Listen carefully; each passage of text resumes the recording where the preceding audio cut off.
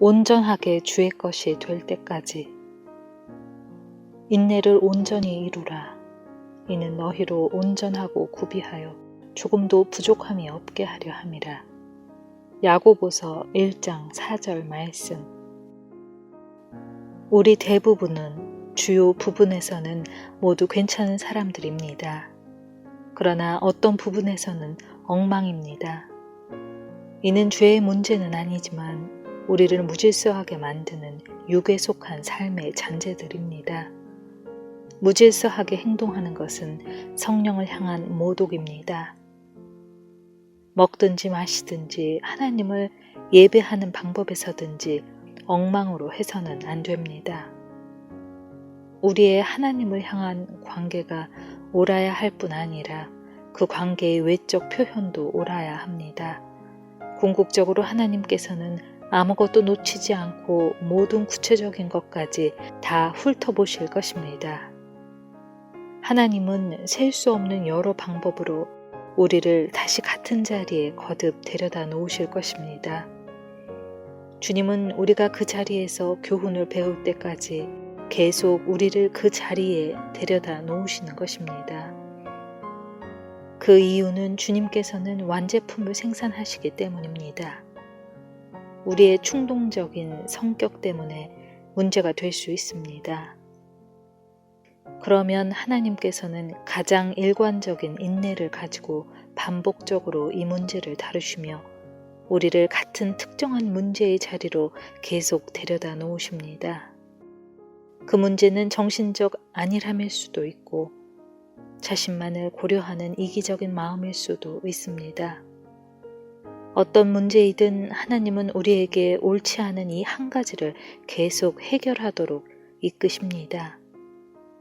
우리는 하나님의 구속의 계시에 대해 생각해 볼 수 있는 놀라운 시간들을 가져왔습니다. 주님을 향한 우리의 마음은 완전합니다. 주께서 우리 안에서 이루신 놀라운 일은 우리의 주요 부분에서는 주님과 바른 관계가 되도록 하셨습니다. 이제 야고보 사도를 통해 성령께서 말씀하십니다. 너의 인내로 완제품이 되게 하라. 곁으로 빗나가는 것들을 주의하십시오. 지금 당장 해야겠네요. 그것이 무엇이든 하나님께서는 당신이 온전하게 주님의 것이 될 때까지 끝까지 그것을 지적하실 것입니다.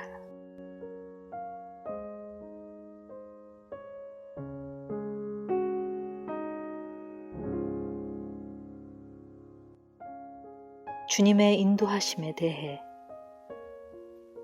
예수께서 12제자에게 명하기를 마치시고 이에 그들의 여러 동네에서 가르치시며 전도하시려고 거기를 떠나가시니라.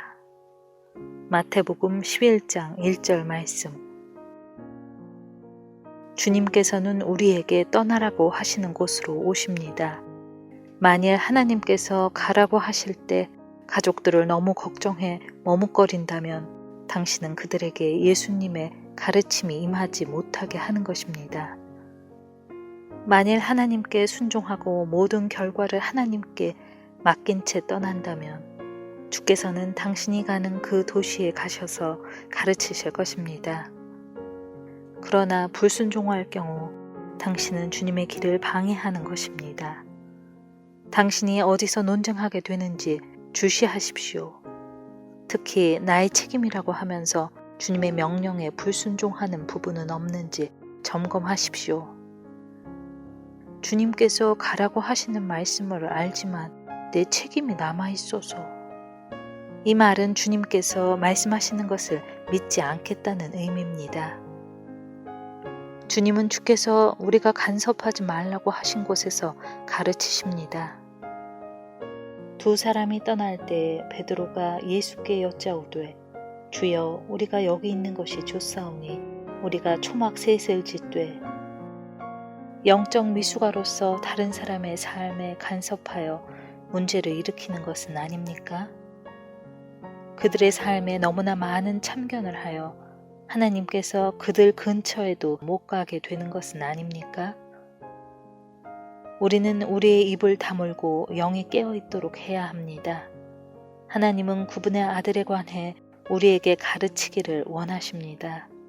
그때 주님은 우리의 기도하는 시간을 변화산상의 영광으로 바꾸십니다.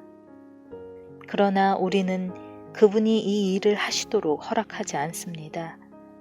우리가 하나님께서 이렇게 저렇게 일하실 것이라고 확신할 때 주님은 결코 그렇게 일하지 않으십니다. 주님은 주께서 우리에게 기다리라고 하신 그곳에서 일하십니다. 볼지어다 내가 내 아버지께서 약속하신 것을 너희에게 보내리니 너희는 위로부터 능력으로 입혀질 때까지 이 성에 머물라 하시니라. 하나님을 기다리며 그분이 일하실 때까지 기다리십시오. 그러나 한치 앞이 보이지 않는다고 하여 영적으로 화난 상태에서 기다리지 마십시오. 우리는 주님을 기다릴 만큼 영적 긴장감에서 자유하고 있습니까? 기다림이란 가만히 손을 접고 앉아 있는 것이 아니라 하나님의 음성을 듣는 법을 배우는 것입니다. 이 기다림의 상태에서 우리는 보통 때 거의 구별할 수 없는 주님의 역사를 보게 됩니다.